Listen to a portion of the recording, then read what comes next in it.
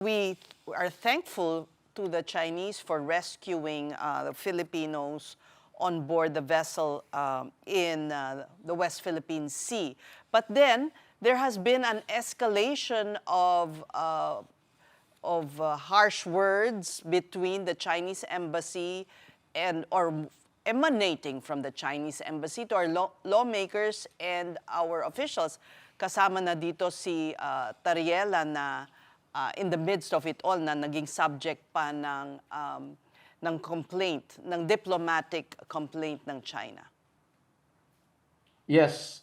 If you notice, for the past weeks, they started with the fisherman who was rescued 70 nautical miles west of Silangin, or just the mouth of Subic Bay, Larry Tumalis. And then this was followed by the assistance we rendered to a Chinaman who was electrocuted, and the ship was passing through Zamboanga. The Coast Guard was able to respond and to provide assistance to disembark him. And then we have the Devon Bay. So my stand on that is I would leave the diplomatic details to the Department of Foreign Affairs. But every mariner, every merchant ship is mandated to render assistance in the high seas to any ship, any person requiring assistance. And we are thankful to whoever would be able to help a Filipino fisherman, regardless of nationality. Tayo ay nagpapasalamat. What we don't like is we don't have to give a spin to this or to overemphasize, especially if the ship or the nationality conducting the rescue has a record of coercive and aggressive actions against the very fishermen that they have rescued. So it would leave a bad taste in the mouth. The intent would would come into question. Being seafarers, let us extend a helping hand to anybody in the seas, high seas, who would require assistance. That's it. Thank you for that. Anything beyond that would put color to the action rendered. Hanggang doon na lang po. Thank you very much. Moving on. Ganon. Yes, hanggang doon lang. Even referencing where he was rescued, if the internationally accepted name of a rock or an island is based on international law or domestic law, they should refer to that, not on their customary law, and say that we have rescued somebody close to this island using their own name of that island. But So it will put in question. It will now become propaganda. Nawawala ang bisa, ang gandang loob ng rescue. Nagiging propaganda tuloy siya. As if they have no background of coercive and aggressive actions against us. okay. But this also departs from their action when there was an incident when their own vessels hit each other. Hindi po ba nag-offer kayo ng tulong pero ayaw nila? Ayaw Yes. nila kayong mangialam doon sa pangyayari.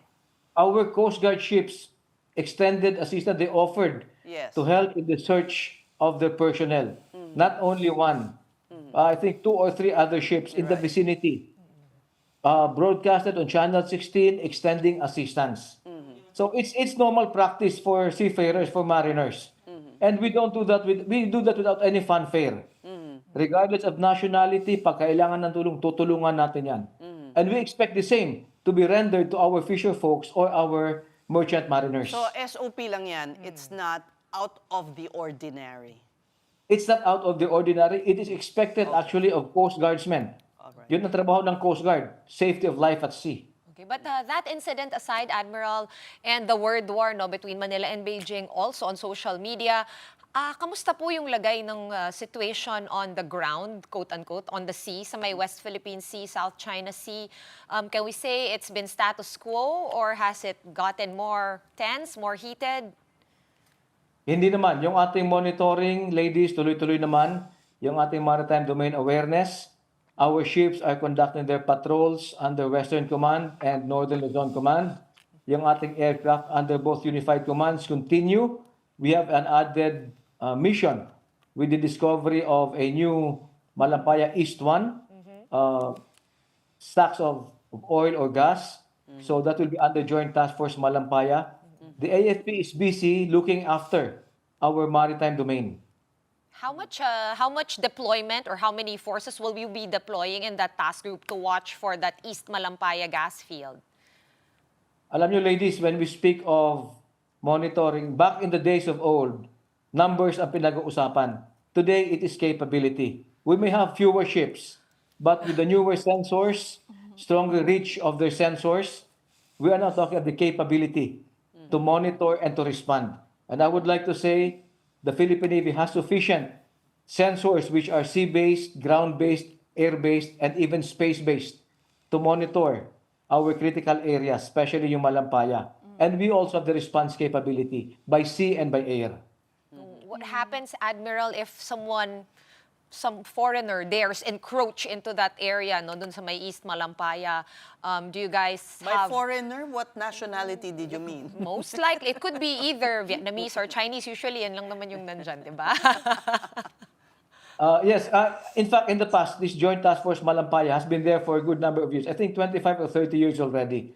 And there is an exclusion zone, not only for the rig itself, but even for the pipeline that goes all the way to Batangas. So there are times that there are intrusions, and we respond to them. We inform the people. Most of the time, mostly, I would say 99%, these people don't know na meron pala exclusion zone. And before today, right now, with the Malampaya East 1, before they get to the vicinity of Malampaya East 1, nasa malayo pa lang, malalaman natin. Okay. Admiral, I remember at the start of the year, sinabi niyo po na the Philippine Navy is ready for any possible Chinese maritime incursion. But based on recent developments, are you seeing that tensions could really increase, not just now, but even throughout the year? In the assessment report we gave, the year-end report for 2025, we contrasted 2024, 2025, and tried to look at what we would expect for 2026. Number one, the number of ships monitored in 2024 compared to 2025, there was an increase in the number of PLA warships, Chinese Coast Guard, and Maritime Militia from 2024 to 2025. We expect this to happen also in 2026. The integration of the Coast Guard, the interagency effort of the Chinese Communist Party is more pronounced in 2025 than in 2024. Back then, the PLA Navy would not be that close to the Maritime Militia or the Coast Guard in 2024 and previous years. In 2025, the PLA Navy was already closer to the Coast Guard and the Maritime Militia. So their direction right now is to integrate the interagency effort. And actually, ladies, this is highlighted by the collision last August 11 last year, yung Coast Guard nila and the PLA Navy. They have a lot of work to do when it comes to interagency coordination or operations, but they're going in that direction. We expect that to continue in 2026. So the Chinese Navy na po yung nagkukumpas ngayon ng mga operations in the contested waters. Hindi naman nagkukumpas. Hindi naman. Ang nakikita natin, nasa unahan pa rin ang Maritime Militia and the Coast Guard. Okay. But the PLA Navy is already closer compared to in 2024. Medyo nasa over the horizon pa sila. Okay. And what about the use of civilian vessels?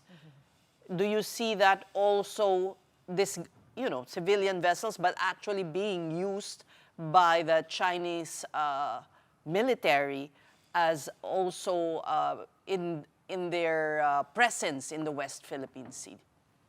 We are monitoring the maritime domain not only for the PLA Navy, the Coast Guard, Maritime Militia, but for all ships regardless of nationality. We have the capability, thanks to our partners and allies, to be able to see even if ships would turn off or switch off their AIS, their automatic identification system. So we have ways how to be able to check on this, regardless of whether these are gray ships, Coast Guard, or civilian vessels. But you see that happening also this year? So far, we have not seen sufficient numbers to give us a trend. Okay. There have been isolated incidents in the past of civilian vessels. Because that can be protested internationally, right? It's you could say that Trojan it is horse? against international law. Yes, yes. In fact, it's not only when they get within our EEZ. Our monitor is even beyond our EEZ.